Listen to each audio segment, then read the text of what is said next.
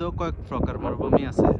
অনেক জায়গার মধ্যে ফার্ম চাষবাস হয়, এখানে কোনো কিছুই হয় না, শুধু বালু আর বালু, আর কেউ কিছুই হয় না। ঘোরার জন্য আসে মানুষ, এনজয় করার জন্য। আপনার ওই যে 4 চাক্কার মোটরসাইকেলগুলো নিয়ে আসে, যে